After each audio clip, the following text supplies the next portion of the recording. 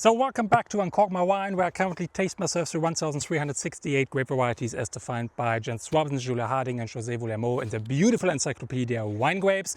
Today we got from Saale-Unstrut. Behind me is the GG side, Freyburger Edelacker, and we are going to taste today a true German classic and a true German export hit, Müller-Thurgau. So before diving into it, let's again see what Jens and the team are writing about Müller-Thurgau in the headline.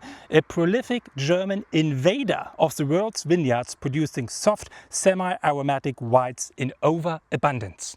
Well, I think this is like a little bit like harsh words on Müller-Thurgau, but yeah, let's say I can see definitely the invading aspect, because we really find Müller-Thurgau today all around the world. Like, I mean, of course, it is still like one of these like really important grape varieties in Germany.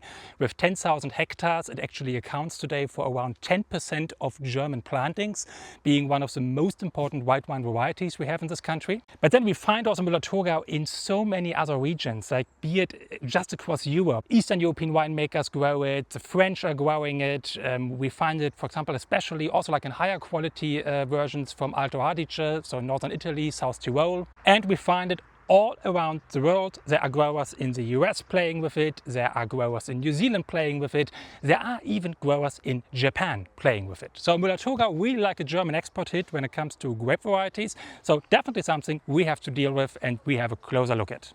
Have you ever tried a good Müller-Thurgau from anywhere, be it Germany or around the world? Let us know in the comments and give us some inspiration what we should try. I'm trying here one from Saale-Unstrut from VDP producer Böhme Töchter today.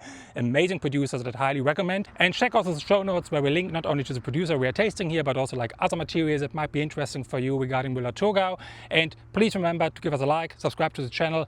I'm super thankful for the support in this endeavor of tasting 1,368 grape varieties. Now let's get back to Müller-Thurgau.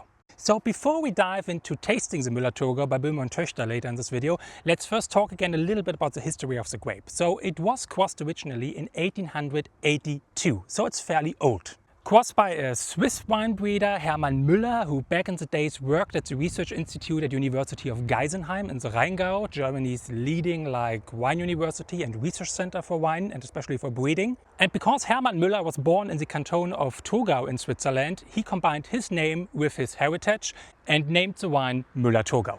So, however, there was a bit of confusion what actually was the origin of the crossing, because Hermann Müller himself, he indicated actually that it is a cross of Riesling and Silvaner, and this might explain actually why in some regions to this date, for example in Luxembourg, where Müller-Thurgau also is very popular, or in the upper parts of the Moselle, they call it for Rivaner, because Riesling and Silvaner turn simply to Rivaner.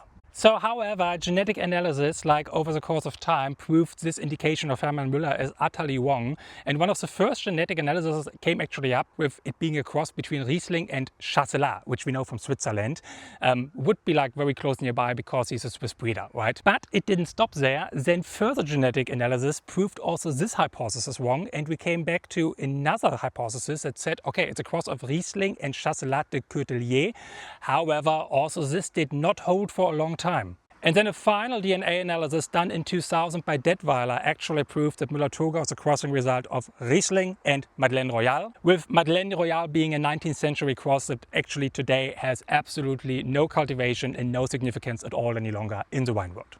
So, time to get something in the glass. We have here Müller-Thurgau by Saale-Unstrut VDP producer Böhme Töchter. I took the liberty to just like use this wine today that they sponsored for this video, because there is so much to choose from, and of course Jens and the team have a lot of recommendation of producers, but yeah, with Müller-Thurgau being so widespread, I take the liberty to use a producer where I know the quality of this grape variety is really high, what we have here in the bottle, and also like to do a little bit of promotion for this like a little bit under the radar VDP producer from Saale-Unstrut that I personally highly admire. I also just actually recorded like a 25 minutes interview with them at their estate for the Cool Climate Wine Summit, which I will link in the show notes, of course. So if you want to get to know this producer a little bit more in detail, watch the full interview that we recorded for the Cool Climate Wine Summit. But let's have a look at the wine actually.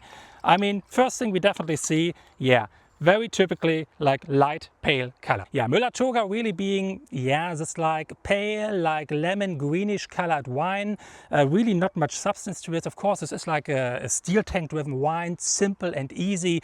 The grape variety is often described as very vigorous, so really having a very good yield and fairly easy ripening conditions also, which basically explains also, like, since its official registration or certification in Germany, like in the 1950s, why wine growers have been so increasingly happy about it, because it just grows. It grows everywhere without any problem, big yield, and this also like explains why the Germans, especially for a long time, used it for liter wines, and yeah, preferably also with a little bit of residual sugar. We still find this to this day a lot in Germany, Müller-Thurgau lieblich or Feinherb. But if you go for Müller-Thurgau and tasting it, really go for something bone dry, trocken, as the Germans call it, or just like dry styled wines from other producers. So this, again, very light and easy in color, very typical for Müller-Thurgau. It is not like so pronounced, like for example Riesling or like similar grape varieties, despite being like, from the crossing perspective, being like a Riesling descendant. No, it's fairly light and easy. It's uncomplex wines. Yeah, we simply have to name it like this. It's merces or green apple, it's green pear, it's a good like citric perspective, but at the end, really nothing more like this. We can look for some florality, but it's really not there. We can look for some, let's say, mineral elements. Yeah, there is a hint of it. It's a cool climate wine here from Saale-Unstrut, 51 degrees northern latitude. But no, if we really break it down, Müller-Thurgau wines are simple, enjoyable, delightful. Green apple, green pear, lemon.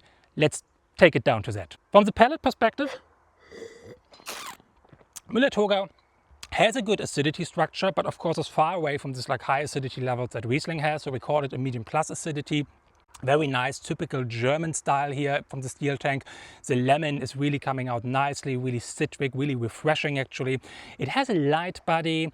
Of course, no oak aging here, so really just light styled wine. No tannins, of course. It's bone dry. And then it's a typical like child of this like cooler climate that we have here in Saale-Unstrut, 11.5% alcohol. So one of these like really lovely, fresh, acidic, light alcoholic white wines that you can just enjoy on a hot summer day on the terrace, maybe for lunch, maybe for some seafood, really simple, really uncomplicated, or maybe to just like start a party with your friends in the evening. Given that it dates back to 1882, there was a lot of time to experiment with the grape variety and come up with some other crossings. Really like a core variety when it comes to the modern development of European grape varieties, so definitely something you should be a little bit aware about. Again, go for quality producers, go for dry Müller-Thurgau style, look at the alcohol that is between 11 or 12%, go for regions where you know it comes in a good quality, be it like Saale-Unstrut, be it the Upper Moselle, be it Luxembourg, Alto Adige in Italy, be it for example, also some of the overseas regions where they have some interesting styles, and just explore this grape variety. Again, let me know in the comments if you tried something that we should be aware about. Share your experiences from Müller-Thurgau with other people here watching. And again, thanks for subscribing, thanks for a like. See you around there on this journey to taste 1368 grape varieties. Cheers.